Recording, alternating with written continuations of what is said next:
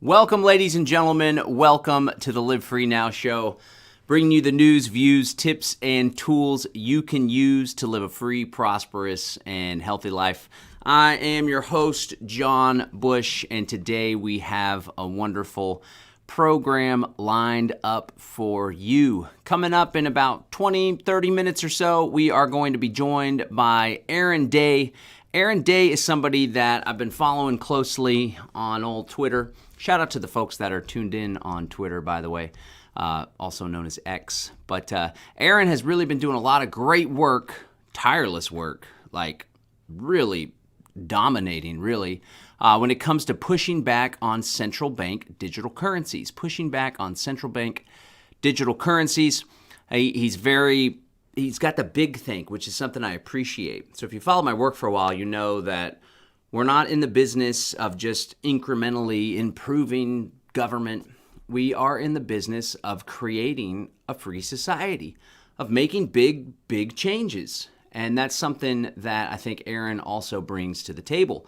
He is rocking and rolling when it comes to these big ambitious plans. He talked about like a new Manhattan Project, on the scale of the Manhattan Project. Of course, that brought something pretty unethical and harmful, but the scale of it, bringing in different sectors, different industries, all working together for a common purpose in order to subvert the central bank digital currencies. So really excited to talk to him. We're going to talk about Bitcoin. He's a big critic of Bitcoin, calls it a surveillance coin, which I could see where he's coming from on a lot of that. I don't want to throw the baby out with the bathwater, but we'll also talk about privacy coins and strategies that you can employ in order to opt out of the CBDCs. So let me know where you're tuning in from. I'm checking out the chat feed there on YouTube. It's just been taking some time to get everything fired up, but we're going to be setting up a Rumble channel and all that good stuff. So let me know where you're tuning in from, ladies and gentlemen, there in the chat. Chris K says, get off of X and get on Nostr. Yeah, I've been meaning to do that. I've been meaning to do a lot of things, to tell you the truth. The challenge is finding the time or prioritizing everything. So definitely see the value in Nostr. And as we start to have more and more censorship, we'll definitely find that these decentralized platforms are absolutely critical. Decentralized platforms are going to be critical for us continuing to communicate as the beast system rolls out around us. So shout out to John Cummins coming in from Knoxville, Tennessee, and C2 Saint Chris in California. John Cummins is saying to get on Nostr as well. Let me ask you guys this about Nostr. And for folks not familiar, Nostr is a peer-to-peer platform, kind of like Bitcoin, right? Different peers connect and create this decentralized network. It's a peer-to-peer platform that's a social media communication platform. And a lot of the clients that host this open source peer-to-peer network that allow you to access it in a simple way, they actually do Lightning Network tipping and all sorts of stuff. So it's definitely a good implication for a good iteration, a good use case for Lightning Network. But I tell you what, when Aaron Day comes on, we may be getting into some criticisms of the old Lightning Network, but let me ask you guys, on Nostr, is it the case that it's kind of an echo chamber, like mostly just Bitcoin maximalist type folks that are repeating the same stuff to one another? I'd love to hear your thoughts. I know Jack Spirko's a big fan, so shout out everybody tuning in. Again, this is the Live Free Now show, bringing you the news, views, tips, and tools you can use to live a free, prosperous, and healthy life. I want to encourage you to subscribe to our YouTube channel.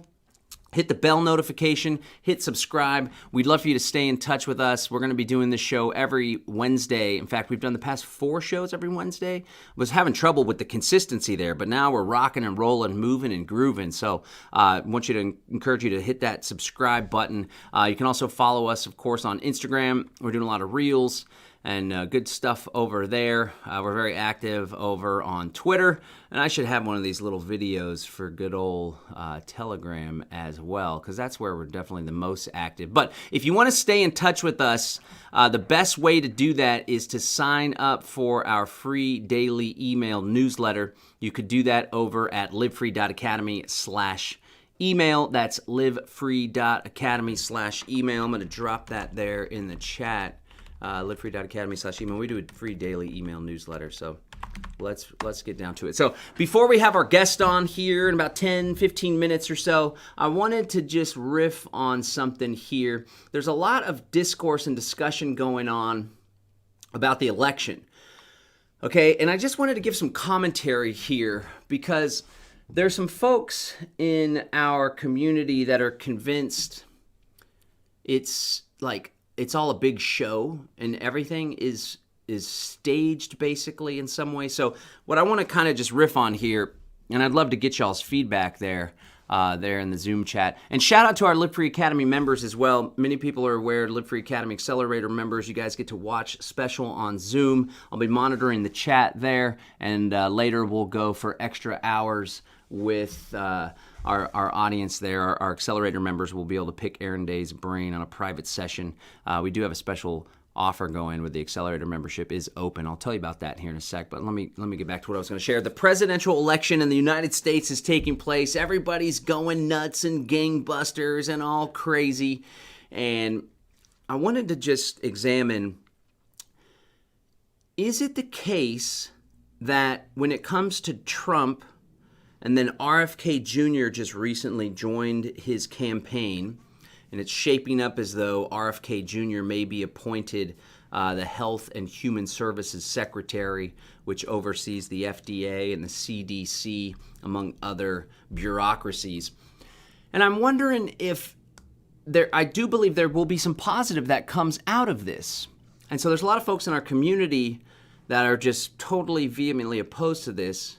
And I'm wondering if on the bright side, could it be that RFK Jr. rising to more prominence than ever before, Trump, and even though a lot of it is empty promises and rhetoric, and that's evidenced by his last term, don't want anybody to drink the Kool-Aid, right? And I'm not drinking the Kool-Aid, I'm not voting, by the way, but I just think on the positive side, perhaps the popularity of some of these positions and these individuals may be reflective of the general public finally starting to come around. Now, not everybody, of course. We still got folks that are knee-deep in socialism and the reactionary leftist politics and even a lot of the quote-unquote right politics. Let us not get caught in the left-right paradigm. But I do think that on the positive side of things, looking at the glass being half full as opposed to half empty, I think there's a lot of people that are waking up and the tide is shifting.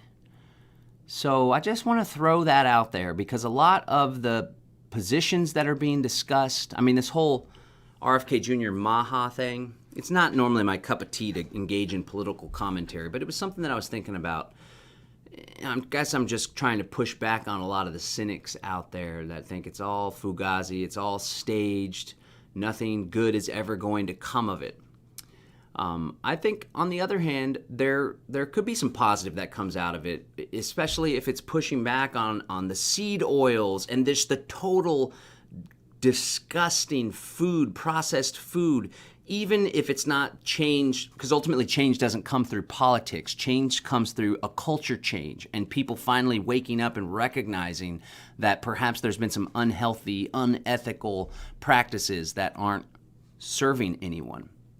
So I believe this awareness, RFK Jr. being prominent, it's a reflection that people are starting to care more about this. But I do want to caution you. We got Aaron Day in the house. We'll be going to Mr. Aaron Day here in a sec, talking about CBDCs, some criticisms of Bitcoin and Lightning Network. Aaron's there. There's folks that are like, you should get on Nostr, John. So we'll talk about Aaron's opinion on Lightning Network. We got a lot of similar views on that front and get into some other stuff. But I do want to encourage people. So in spite of this potential positive outcomes that could come from a Trump RFK unity group, this, that, and the other, let us not put our faith in government, in politicians when it comes to bringing about change. Because ultimately, the discussion that's happening here, and for the podcast audience, I'm presenting a small little Overton window. On the one hand, we have total freedom, 100% voluntarism, all human relations are contracts, relationships, it's all consensual. We opt into different agreements and different systems, right? That's anarchism without rulers, or voluntarism all relationships are voluntary. On the other hand, we have hardcore authoritarianism, in your face, extreme fascism, communism, whatever you call it, total technocracy, panopticon society. Okay? That's the political spectrum as I see it. But the challenge is, and the problem with politics these days, is that the discussion that's taking place is just between shifting government ever so slightly. And I would argue Biden and Kamala are probably a little bit more towards authoritarianism on many policies than Trump, but he's more authoritarian on other policies. And so I just want to encourage people, go ahead and vote if you want to vote. I'm not a voter. I hadn't voted in over a decade. Nobody I ever voted for won anyway, except for one judge that was not even like libertarian. I voted for her because she dismissed a traffic case of mine back in the day, although she did run around in our Ron Paul Republican circles back in the day. But we can't allow the conversation to only be about slightly, incrementally improving government. We need, as the radicals, to shift the conversation to say, hey, what would a society look like that was completely based on voluntary relationships, decentralized systems, trading outside the system, using currencies that can't be stopped or shut down? And more importantly than talking about that and having that conversation, we need to employ those tactics and strategies and start building the world that we all desire to live in, because we all deserve it, folks. We don't deserve a conversation about pile of shit A stinking a little bit less than pile of shit B, pardon my French. So I just want to encourage people not to get caught up in the nonsense. I know that it's easy to, because it's being blasted in your face and because you're being made to believe that Kamala Harris is a communist and this is oh so bad. You know, Wall Street sure likes her as a communist, that's for damn sure. And let us not forget that it was actually Wall Street that was funding the Bolshevik Revolution, also funding the rise of Hitler as well. It's great books by Anthony Sutton that describe all of that. It's all a facade. It's all a fugazi. Ultimately, it's all a march towards authoritarianism. And even though Trump and RFK may make things slightly better, they're still going to be funding foreign wars of aggression. They're still going to be Israel's puppet. They're still going to be rolling out the surveillance state. They're still going to be attacking their political enemies. And then when the other party gets back in power, eventually that power is going to be used against the other people. It's all a fraud. I just want to encourage you guys to take direct action towards building the world we desire, not to rely on politicians. But on that same token, let us take a moment to reflect on the fact that a lot of people are finally coming around. And they pushed and pushed and pushed and tried to usher in their New World Order with the Great Reset and the COVID response. But a lot of people pushed back. Okay, so just want to throw that out there. Let's not get all dark and cynical about stuff. Let's look on the brighter side. The tide is turning. We do have technologies that are helping us in that regard as well. And before we bring our guest on, I just want to encourage you guys to check out the Live Free Academy Accelerator Program. I'll drop the link there in the YouTube and on Zoom. Well, everybody on the Zoom meeting is already part of the Accelerator Program. But we are opening the Accelerator just for the next couple days. As you can see, 2 days left, because I'm doing a masterclass on decentralized finance. So, of course, the Accelerator, you get these 2 master classes every month. You get access to this incredible community. We're working together to put together an activation plan where we work together to execute on exit and build goals. There's in-person events, all sorts of great stuff. But the key thing I'm going to point out, this Thursday at noon, if you're catching this live, we're going to be talking about decentralized finance, specifically how you can borrow against your crypto stash to gain access to tax-free money. And that's going down this Thursday at noon. I don't always open the membership for these master classes, but decentralized finance is something that I've used multiple times to paint my house, to put a deposit on a car, deposit on a solar system. So if you join the membership, you'll get access to that. If you can't join live, you'll get the replays of that. Again, that's the Live Free Academy Accelerator Program. Comes with all sorts of perks and benefits, many I didn't even get into, but I'm going to drop this there in the chat. So there you go, ladies and gentlemen. If you're an Accelerator member watching, I see you there, Novak, I think that might be Lynn. email us at helpdesk@livefree.academy. We've been emailing the Zoom link. You could go back in your emails as well. It's definitely there. I sent it just today in today's email. There was a little conditional text element for members. You should have the Zoom link. If not, email helpdesk@livefree.academy. Hopefully Ferdinand is available now. Okay, let me get things queued up here. I'm self-producing the show, so we are going to go ahead and go to our guest here, but let me get this all queued up, see if I can figure this here and get to Mr. Aaron Day dialed in on the screen. Again, thank you for joining us, everybody. This is the Live Free Now show, where we're bringing you news, views, tips, and tools you can use to live a free, prosperous, and healthy life. But without further ado, let me go ahead and bring on our guest. Let me zoom out on this a tiny bit here. Actually, we're going to go full screen. So as I shared before at the beginning of the show, started following Aaron's work. Just knew about him from some Free State Project stuff and little Politico action, but really got just impressed with his work when it came to the CBDCs. He's been just throwing absolute haymakers at this whole CBDC agenda, tireless work, which I'm always respectful of, to see other folks really pushing back. But we should be able to hear Mr. Aaron. Let me ask you to unmute there. Where is that? Participants. Aaron Day asked to unmute. Okay, go ahead and unmute there, and we'll bring you on. How are you there, Mr. Aaron? Go ahead and talk for me again. Oh, I can't hear you. Are you sure that you unmuted there? Can you hear me now? I can hear you. How are you? I'm doing well. How are you? I'm good. I'm glad that we finally got to connect. I'm really inspired by your work. Oh, thank you. Same here. It looks like we overlap hugely. Yeah, man. Yeah, I want to spend some time just letting the audience get to know you a bit, talking about how you learned about Bitcoin and crypto, and we'll spend most of the time talking about solutions, pushing back on CBDCs. But I definitely want to get your take on hijacking Bitcoin and the Lightning Network. I think we share a lot of the same insights on that. Although I don't think we should throw the baby out with the bathwater. Maybe you don't either. But why don't you go ahead and take a sec to introduce yourself to our audience if folks aren't familiar with your work.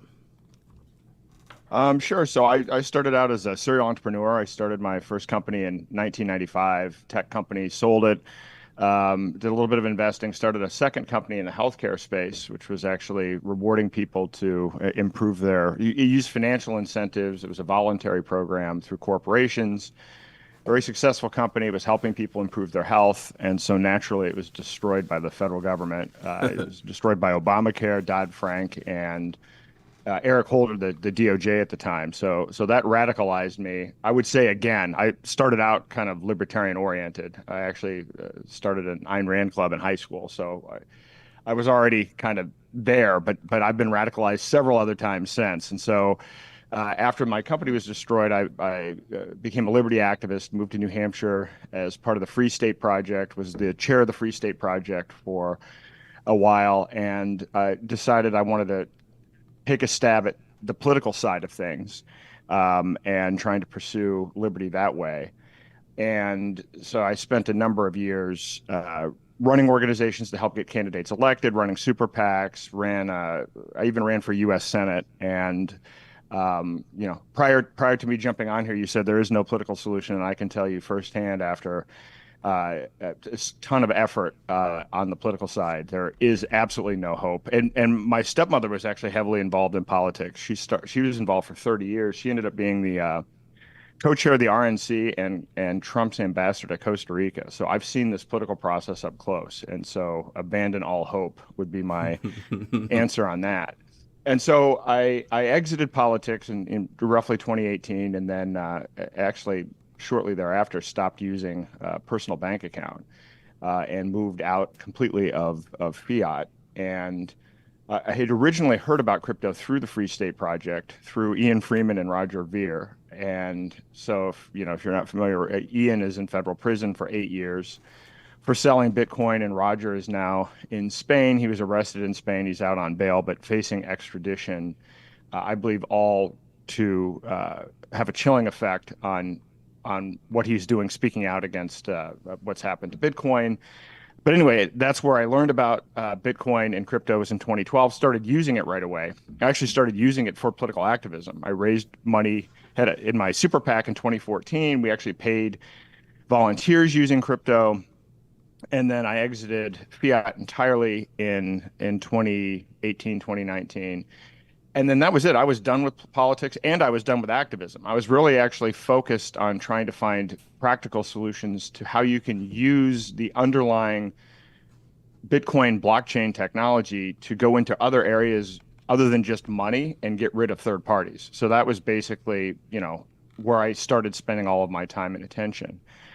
Then COVID happened, and then I saw that my friends were being targeted by the federal government and thrown in prison, and I wanted to look into this. Why are they going after all of my crypto friends? And so that's how I really started to do this deep dive and found that this whole crackdown that's going on crypto, which has really, I mean, you can see there's now currently an executive order 14067 by President Biden to promote a CBDC and to regulate all other digital assets. And it's that regulating of all other digital assets that is the reason all of these companies have been shut down, ICOs have been shut down, all of the crypto exchanges are being sued, people are being thrown in prison.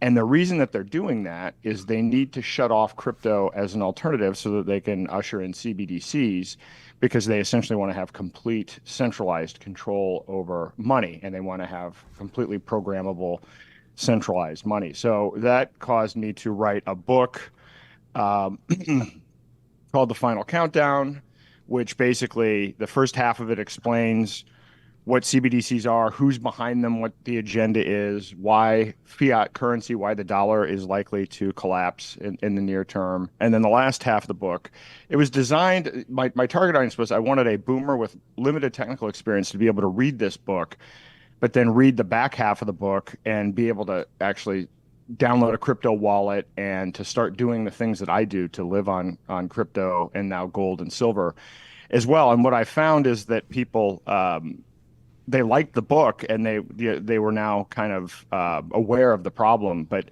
a lot of people had a difficult time taking that first step of actually setting up a crypto wallet. So I decided to now do 4-hour workshops across the country where we make sure it's based on the book, but much more enhanced than that. But we actually help people set up a crypto wallet. I give them crypto, give them tokens, give them a gold back, and actually walk through in real time how to live on these assets. I did miss one thing there, which is that I ran for president. So I said I got out of politics, but I did run for president specifically to raise awareness of this issue. I thought being in New Hampshire and because of some of my other activism, I would be able to get press and to elevate the issue. And I will say of everything that I've ever done in terms of activism, I actually reached out to 3,000 people in the press, some people that had covered me. No one would cover me because the gist of my campaign was, if you want to halt CBDCs, stop World War III, and end the Fed, you just need to basically exit the banks and exit fiat currency. I think it said "Bank Run Now" on my T-shirt with a heart on it that I wore every day, and no one would touch it. No one wanted anything to do with that concept, probably because it is a dangerous idea, because it would be effective. So anyway, that's the quick story of how we got here, and so I'm passionate about it. I've dropped everything that I'm doing, and I'm 100% focused on this issue. And my presidential campaign was actually it was actually don't vote for me. It was all about radical noncompliance. It was all about exiting the dollar, exiting public health, getting your kids out of public school, turn off mainstream media, get out of big tech. That was the entirety of what I was saying. And you don't need to vote for me. You never needed to vote for me to do that. And that remains the case. But nevertheless, I think this issue of making sure that we have control over our own money is the critical piece, because once our money can be controlled and programmed completely, we lose the ability to to exit and build and actually do anything really, because that's the choke point for everything. Right on. Like Operation Choke Point. Great stuff. And I think we have very similar evolution as far as doing politics, getting fed up with politics, seeing it's a fraud, and seeking direct agorist solutions. So let's get into CBDCs. Many folks in my audience are familiar. I run another company. We sell Kratom, Delta 8. cannabis products, and I'm actually sipping some right now. So I want you to explain a bit about how CBDCs, in many ways, what we're worried about, it's already here. And I just want to set the stage by sharing with folks that may not be familiar with a bit of my story. Maybe it was about 6 or 7 years ago, selling Kratom. It's completely legal, although it is illegal in a few states, but not where I live here in Texas. I've had a Stripe account, Square, PayPal, Cash App, another Stripe account, and then ultimately I got debanked from a local Texas bank. I thought I was doing the right thing, going with the smaller bank, but they discovered I was selling CBD, called me up, the branch manager downtown, and said, hey, we're no longer going to be offering you banking services. And I said, are you familiar with Bitcoin? This is exactly why I'm promoting Bitcoin so much, because there is no branch manager to shut down my Bitcoin address, my Bitcoin wallet. And she said, well, if we knew you were into Bitcoin, we would have shut your bank account down sooner. So you really correctly point out that what we're worried about when it comes to central bank digital currencies in many ways is already here. Can you explain what you mean by all that? Yeah, and I'm a fellow at the Brownstone Institute, and I just wrote an article. It should be published very soon, hopefully in the next day or two. It's actually called 50 Shades of Central Bank Tyranny. And the thrust of this article is we already have CBDCs. The first thing, I've traveled to 22 states and I've given I don't know how many talks on this. And the first thing somebody asks me is, well, what is a CBDC? And so I've had a lot of time to think about that over the last 2 years. And the more that I've dug into how the existing banking system works and really gotten into the technical details of it, we already have a central bank digital currency.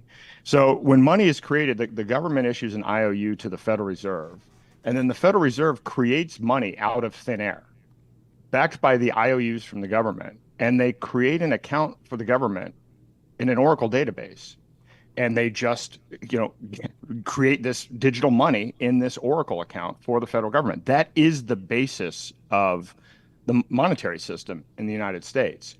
So when I've looked at how people are trying to define CBDCs, what is a CBDC? I look at the actual words themselves. So, okay, central bank, right? That's the Federal Reserve, digital currency. Well, I mean, what do you call a currency that is in a database? I mean, it's in an Oracle database. Sure, it's a centralized database, but the terminology it doesn't have to be a blockchain digital currency or a tokenized digital currency. It's central bank digital currency. So I think based on the really basic definition, we already have a central bank digital currency. And then the government writes all of their checks on this account in the Federal Reserve using this Oracle database. And then when people cash checks, commercial banks create accounts out of thin air in their own databases, which are usually Microsoft databases or Oracle databases. And then their database communicates with the Federal Reserve database, and the banks are required to keep some reserves to keep, it's no longer the case that they're mandated to keep 10%, but they actually have continued the practice of keeping 10% of their money made out of thin air in an Oracle database at the Federal Reserve. So in my opinion, it's a digital currency. Only 8% of our money supply is actual physical cash. So overwhelmingly, 92% of the money that we use is digital. And the source of this is a database run by the Federal Reserve. So that's this is the article that I'm putting out. But then when you go to the next steps, and then what do people think about when they say they're worried about CBDCs? To your point with being debanked, which has happened to almost, frankly, almost everybody that I know in one form or another. And whether you're in the crypto or whatever space you're in, whether you're in guns or, gun store, whatever it happens to be, religious organizations, people like Kanye West, Nick Fuentes, Dr. Mercola. I mean, others have been debanked. I mean, at this point, it's now becoming more and more commonplace. But so obviously, our access to money can be shut off. I looked at the terms of service of the 4 largest banks, and so there's some interesting things in there. One, they can shut off your account without cause. They can change the fees without our consent. They can and do share or sell our information to third parties. So banks are now working directly with the IRS using AI to scrub and analyze our financial transactions. And they can change the terms of service at any time. So one of the things I like to say is just already based on the agreement that we have at the bank, the money in the bank doesn't belong to us anyway. We've already given away our rights, which by the way, we've done in general. We sign between 150 to 400 click wrap agreements every year. So, when you get a new piece of software, or if you're using Windows or iTunes Store, or even if you sign up for Amazon, those things that no one reads that you scroll down terms of service. Well, we sign 150 to 400 of those each year. And if you actually read all of the agreements, and it would take 1 hour every day, 365 days a year, just to read the legal contracts in these click wrap agreements. And so we've done this with our bank as well. So we've really given away all of our privacy. We've given away all of our ownership of money. So it's tracked, and it's tracked even more than that. And this article goes into details, but everything from the Patriot Act to the Bank Secrecy Act, financial intelligence units reports, NSA, national security letters, suspicious activity reports, civil asset forfeiture, automated transaction monitoring, mutual legal assistance treaties. So these are treaties with other countries so that other countries can actually review our financial transactions. So it's on and on and on. So we are completely being surveilled already with the existing system that I argue is already digital. And then if you go to the next stage, what people say they're worried about is programmability. Well, I mean, the existing system is you can program an Oracle database. You can program a Microsoft database. People have been programming these things for decades, and um, they do it with our current financial system as well. If you've ever used a health savings account for your insurance, this is a debit card which is programmed where you can only use it at certain stores and to buy certain healthcare related items. Well, this is tied to the financial system. This is tied into banks. This is something that's built on top of the existing banking system. So people are like, well, I don't want them to be able to control what I can buy and when I can buy it. And you're worried about that in the future. They do that today with health savings accounts. There's this thing called a Doconomy MasterCard. And you mentioned technocracy earlier. I think the end game of all of this is one global government with one digital currency backed by energy credits. But if you don't believe me, Google Doconomy MasterCard, DOCONOMY. This is a MasterCard co-branded with the United Nations that actually shuts off when you use too much carbon. So MasterCard has already put together relationships with 150 companies.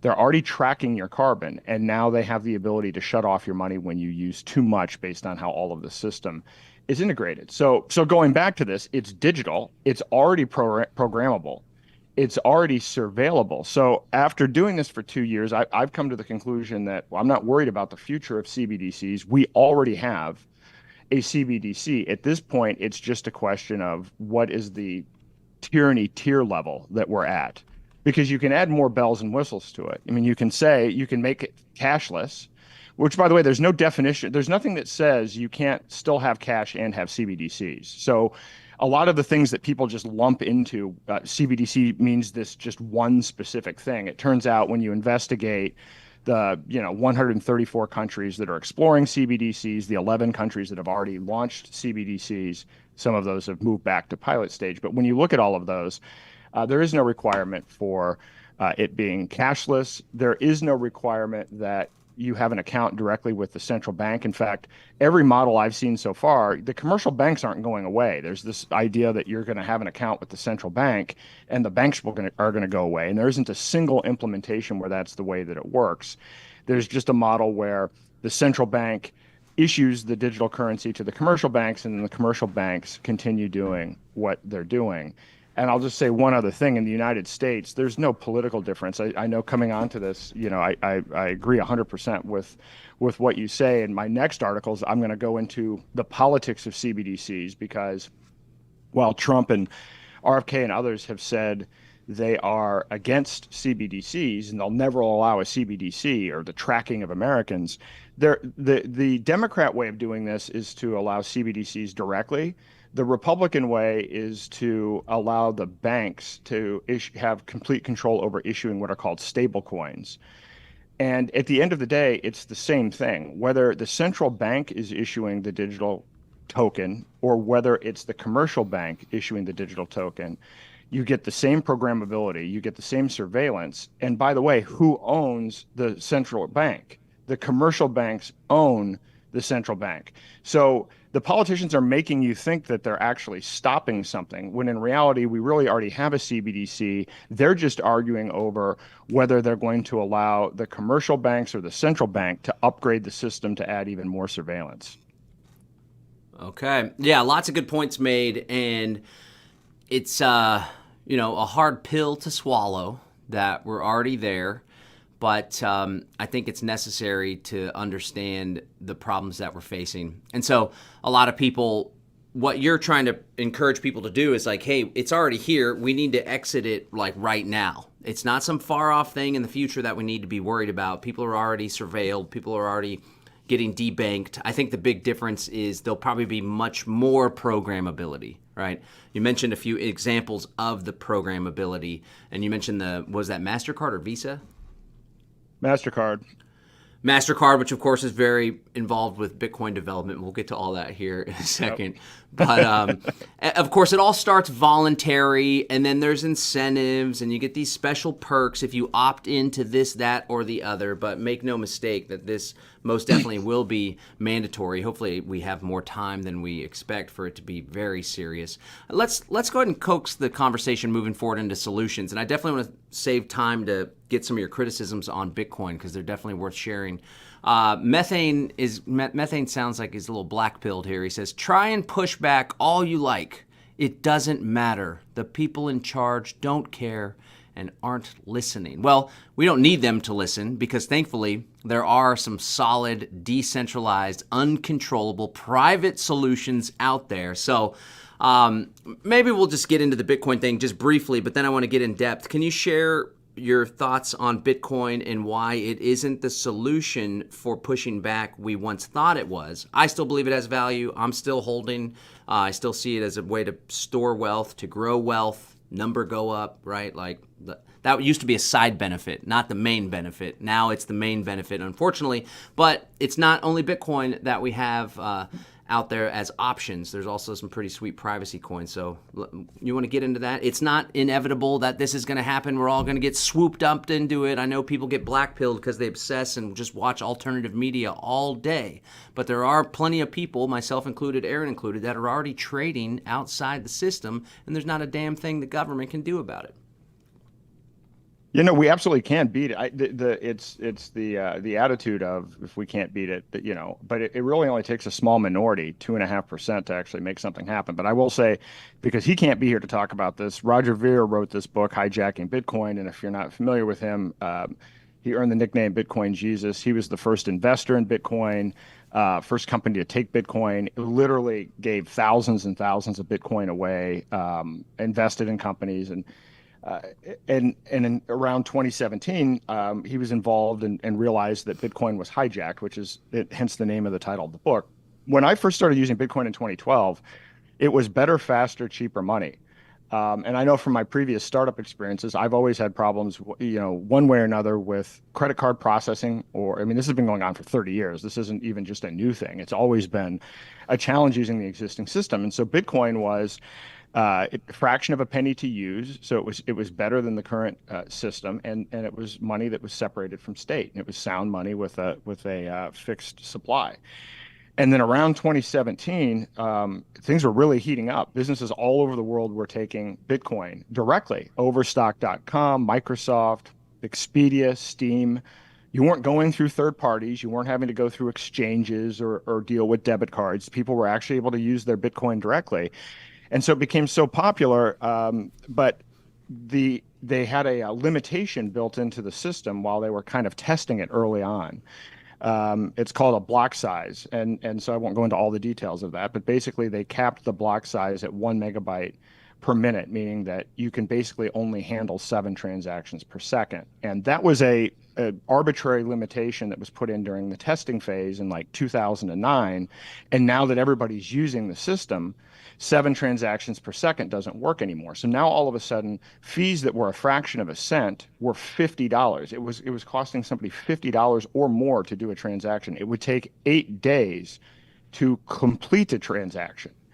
And so I've been around technology for a long time, and I've never been involved with a technology where right as you're getting success, you decide to intentionally throttle it or keep it at a slower state. And so all of a sudden, this narrative shifted from Bitcoin being peer-to-peer cash that's to be used as cash to now digital gold. And it turns out that the very same people that hijacked Bitcoin also funded all three US CBDC pilots, this group out of MIT that was funded by Jeffrey Epstein. So you actually had the people that were paying and funding the developers of Bitcoin, paying and funding the developers of a US CBDC. So if you look at it this way, if you're creating a CBDC and you don't want any competition, what better thing to do than make sure that your competition is stuck at 7 transactions per second and is slow and expensive? And so all around this point now, we've had this entire narrative shift where everybody's out saying it's supposed to be digital gold, it's digital gold. Meanwhile, the government, or not the government in this case, it's actually the Federal Reserve in conjunction with MIT, has spent 5 years working on a CBDC that can do 1.8 million transactions per second.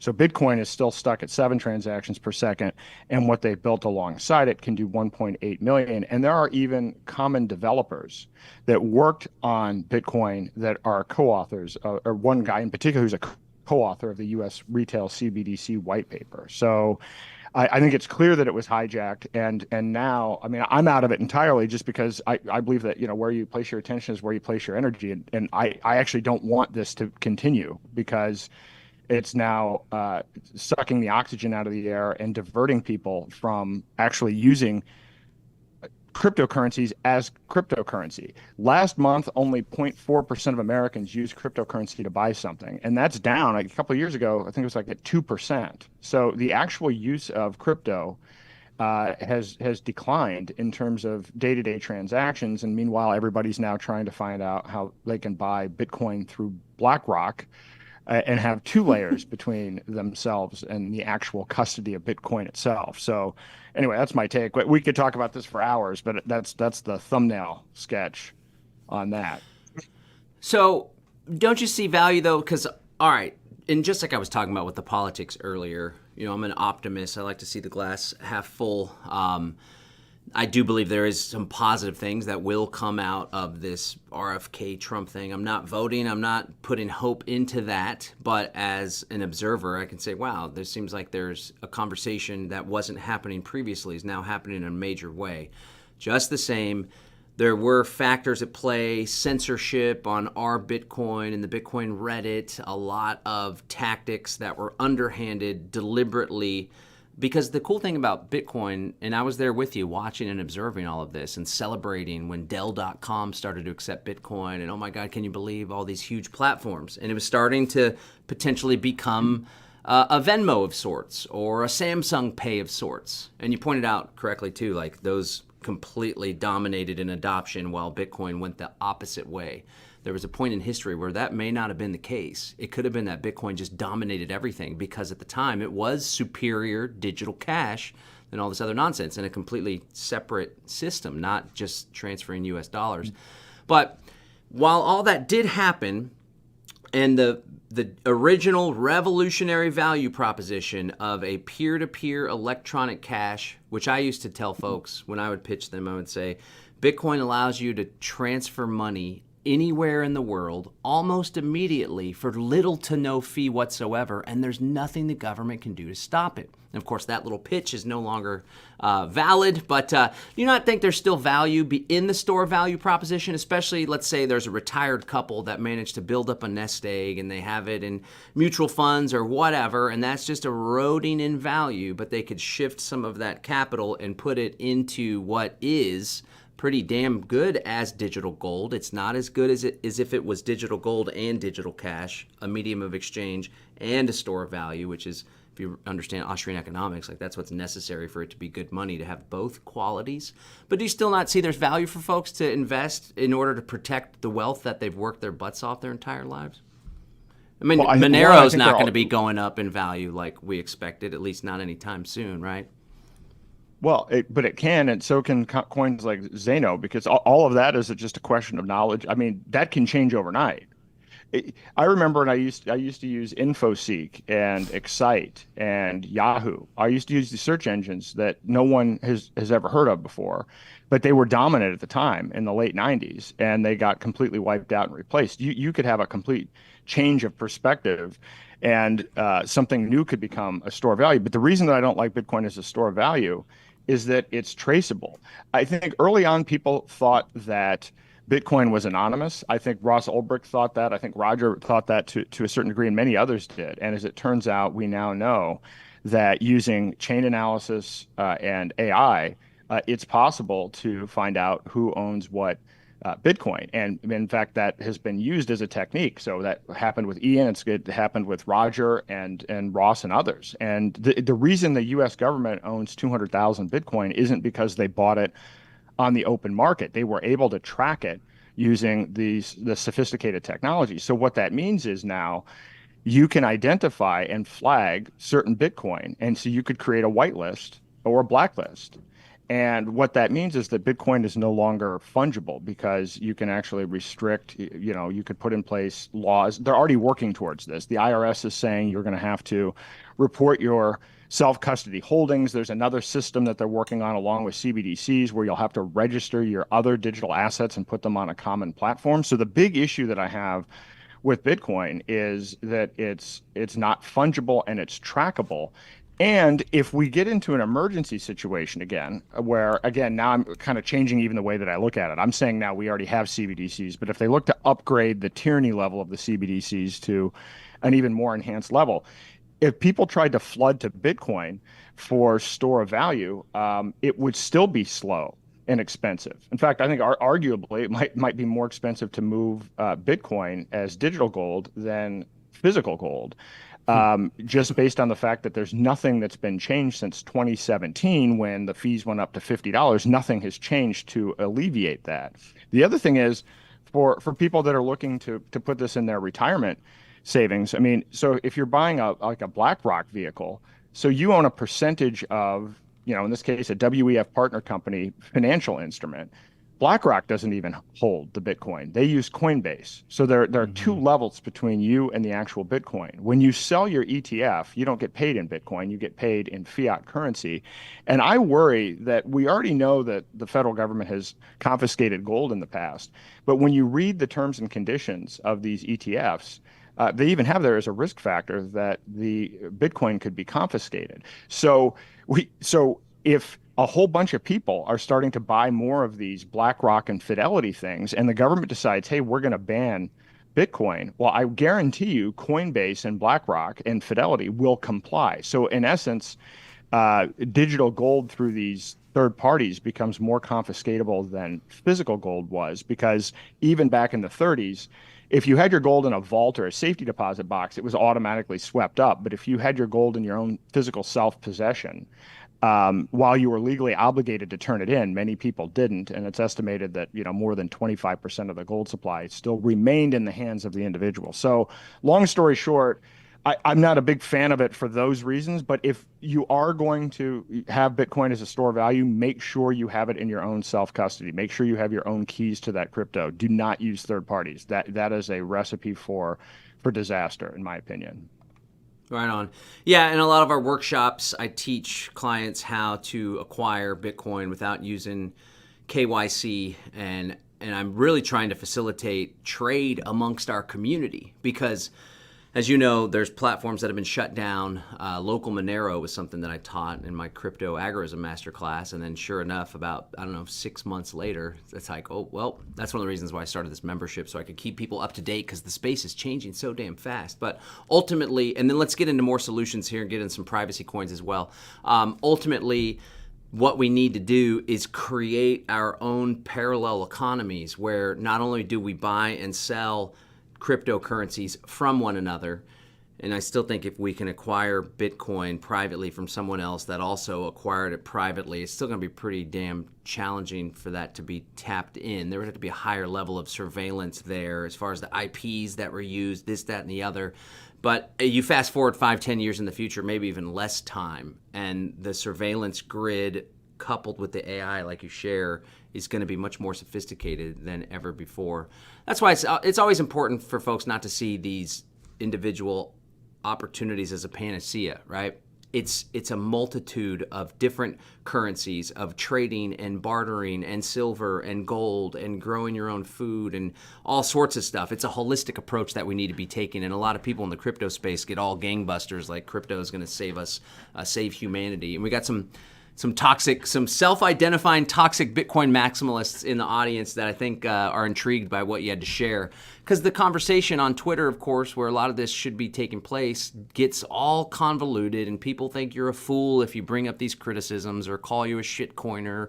People think Roger Ver is a total piece of shit, not even knowing who he is or the contribution that he had in the space or how solid of a guy he is. He's a very compassionate guy. But let's talk about some solutions. Okay, so Bitcoin, I still see value as store value, especially if somebody's doing it above board and their alternative is this other BS that's obviously traditional finance. But I hear what you're saying, and you do raise some good points that we all need to be aware of. Nothing is without risk. There is no perfect solution. There are solutions that are better than others. And when it comes to medium of exchange, when it comes to combating CBDCs, can you tell me which cryptocurrencies you're looking at? I understand you're into Xano. That's one that I haven't dove deep on. Can you tell us what that's all about and why you think it's a good solution? I'm big into Xano, and before I do that, I'll explain the case for it is basically this. So money makes up only 5% of global assets. So basically, if you think about real estate, stocks, bonds, everything else. So money is basically 5%. And so crypto like Bitcoin and things like that are used as alternatives to money, that really represents only 5% of the equation.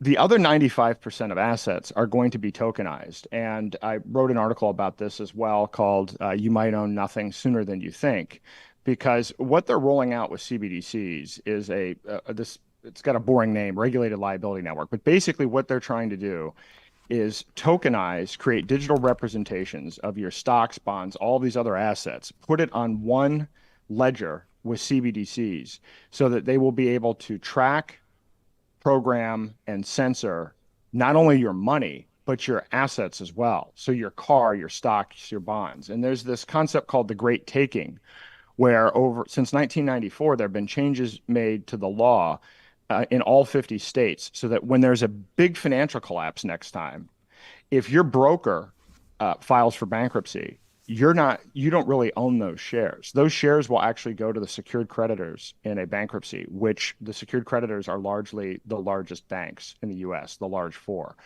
So you don't even own your stocks or your 401ks anyway.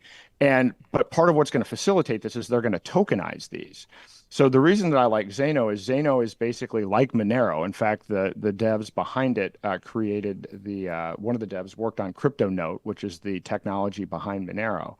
And so you can use Xano as a privacy currency, privacy coin, just like Monero, but it also allows you to tokenize, create privacy tokens. So you can tokenize and trade your own assets. So you could tokenize your car, you can tokenize your house. I tokenized a gold back and sold it. It basically allows you to create a private barter system that doesn't require third parties. You can trade and swap with people through the wallet itself without any third-party intermediary. So the way that I look at Xano is if most cryptos are trying to address this 5%, Xano addresses the whole market for tokenizing and trading all assets. It's basically a currency and a barter system for handling all assets built into one. That's why I'm excited about that. But I'm not, as you said, I'm not a maximalist. In fact, you have to have multiple coins and you also have to have precious metals because simply the CBDC that they're building can do 1.8 million transactions per second. Even when you look at these other cryptocurrencies and you add them up, it's not going to get anywhere near that. And so they're going to roll these things out in an emergency. And my fear is if they do roll them out in an emergency and everybody tries to move into one coin, it's going to be clogged like Bitcoin was clogged in 2017. And so all of a sudden, fees are going to be high. It's going to be slow to use, and the adoption is going to go to zero because people are going to find that it's an unworkable solution. So what I've been working on, I do these workshops where I teach people all about this, but I'm working on finding or building a multi-asset wallet and a multi-asset point of sale system. The real missing link for all of this for adoption is a easy to use point of sale system for a merchant where they can take multiple cryptocurrencies and even gold and silver in physical and even tokenized form that gives them enough combined buying power so that they're actually able to sell to enough people to make it viable. But yet is easy to use and can kind of convert whatever the multiple currencies they're taking into their, say their reference currency that they're the most interested in using. And so I'm working kind of behind the scenes on building that, or if I can, partnering with somebody that already has it, but it needs to be open source because the history of this space is littered with companies that have been put out of business by the government. Anything that has a centralized point of failure is a problem, and that includes wallets and point of sale systems. And so that's why I'm kind of doing this comprehensive approach right now. So that's so I also like Monero. I like to me the most important thing right now is privacy. And this wasn't what I was saying 90 days ago. And to your point about doing a subscription because the space changes so much, this is the same way with me. What I've been doing living on these assets changes, and it's actually changed more rapidly in the last 12 to 24 months as the regulations have changed and different projects have gone through different issues back and forth. That's caused me to have to use different coins. So if I wanted to be a maxi, I wouldn't be able to live off of one coin. So I don't even take the approach that I'm assuming there's going to be one coin. But where I do focus my effort now is on privacy, because knowing that they're tracking these other transactions, knowing that exchanges are also, just like the IRS is working with banks to analyze transactions, they're doing the same thing with crypto exchanges. And so and I'm glad that you teach people how to get, non KYC, but for most people, they're kind of stuck even in a crypto system that's a surveillance system. So I push privacy, and I like privacy by default coins, which is what Zano is and what Monero is, because there's no added steps. This stuff has to be easy to use ultimately as well. And that's one area where crypto has fallen short. You mentioned before, Venmo, this could have been like Venmo. It could have been like this. And, Bitcoin was created before Venmo, before Zelle, before Google Pay, before Apple Pay. And so it's literally lost in terms of innovation and the ability to be useful from a user experience. And so privacy coins don't require any extra steps. And so to the extent, excuse me, you can have easy to use wallets and point of sale systems, there are no added steps. But then there are cryptocurrencies like Bitcoin Cash and Litecoin and Zcash that allow you to have privacy, optional privacy. So you do have to take an extra step or two, but it is still private. So generally speaking, I'm positive towards privacy by default or privacy optional coins. And then also I heavily use gold backs, and I even I have a gold back account as well. So I recommend that as well. So it is a multi-asset approach. And I'm even talking to the folks at Goldback about creating privacy tokens. So using Zano to create privacy tokens, because if I take this Goldback and I go get a haircut, or I usually tip with these, and I give somebody the physical Goldback, that's not traced. I mean, that's like cash, right? Nobody's tracking that. But if I go to the online system to buy a Goldback and I buy through the online system, it's a centralized database. It's tracked. So what I want to do is marry the benefits of a privacy token. So take that Monero type technology and apply it to a Goldback. So I can actually trade tokens, privacy tokens that are backed by Goldbacks that I could even potentially redeem for physical Goldbacks, either directly through the company that makes them or through Goldback ATMs where there's no identification. So imagine I get paid in a privacy token that's backed by Goldbacks, and then there's a little NFC card, touch to pay card that I can take to an ATM and actually redeem physical gold. That's the kind of solution that I'm trying to figure out how to build so that we can get the best of all of these things in an easy to use way for the consumer and for the merchant. Right on. Good stuff. I appreciate the strategic thinking that you're engaged in to foresee that if there is this emergency and it's announced, and some crisis within the banking system or some cyber attack from China on our financial system, which could be a false flag, who knows, that you've foreseen multiple steps down the road that there's going to be a influx of folks to the crypto space. Bitcoin, especially because that's what everyone knows, but then also Monero and all the radicals and the rebels are going to be like, well, I should have put more money in sooner. And then these systems are imperfect. We're still trying to dial it all in. And that's going to be a challenge. That's why it's absolutely critical while we still have the chance in relative peace times, before the CBDC programmability is 110% implemented, while you still have choice, while you still have the ability to do this and that, to take action now. Don't allow yourself to be in that position. That's why I teach people the inside-outside game. So it's like a lot of people have inside the system assets, they have 401ks, they have a mortgage, and we're talking about agorism, exit the system entirely, and they're like, whoa, easy for some people to do, but I have a mortgage and I worked my butt off and we're living on our retirement. So I say, well, okay, it's fine. You don't have to abandon all of that, but you need to create outside the system solutions now, because the time may come when you do have to abandon this, because in order to draw down on it, or someone asked about what about seniors on Social Security, in order to access that money, which people rely on for their standard of living, you may have to take a shot or a chip or comply with some extra onerous carbon scheme. So it's important that we have an escape plan, but importantly as well, that we go ahead and do as much as we can in this outside the system space.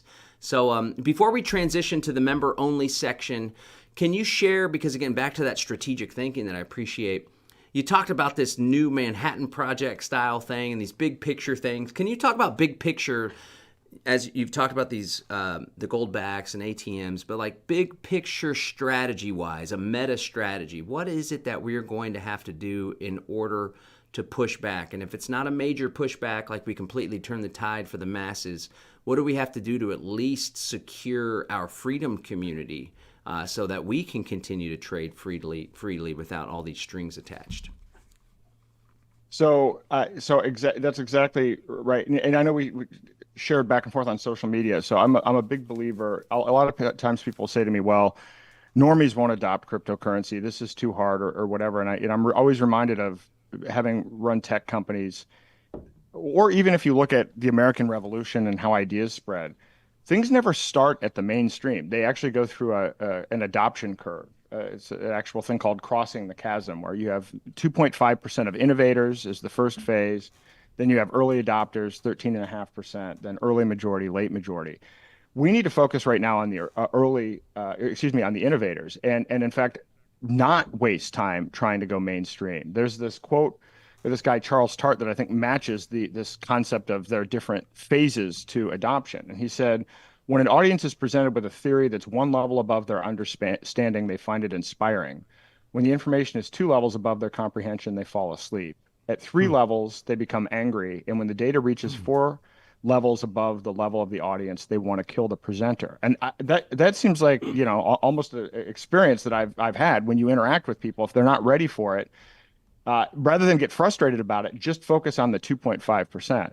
So from my perspective, strategically, we need to build the point of sale system and the wallet, but then we need to aggregate the communities that are the innovators. And these are the groups that are already related to this. So the people that are food freedom, health freedom, Second Amendment. I've put together a list of like 50 different groups, and I'm going to be putting out a talk on this shortly. We just need to get those groups together to adopt these solutions, because those 2.5% working together, it turns out when you look at what those categories are, well, it's food and it's all of the essentials, so that when that emergency happens and it's time for the normies to look at this, we've already built the tools that are easy to use, and we already have a network of vendors and small businesses in these categories that are going to be essential when somebody's looking at the decision of, do I take this, tyranny, CBDC and UBI, or do I opt out of the system? And we want to give them something that gives them the ability to opt out of the system, because it's an actual choice,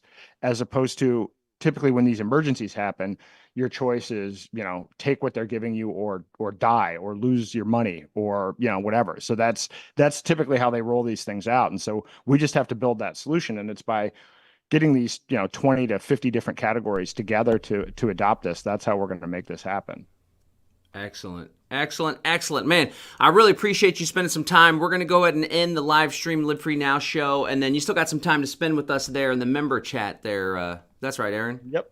Yep. Yep. Excellent. Absolutely. Excellent. Yeah, the members are there. I see some questions coming in the chat, so I'm going to go ahead and bid our audience farewell. But before I do that, do you have a website, or do you want to share your Twitter handle, or how folks can follow your work?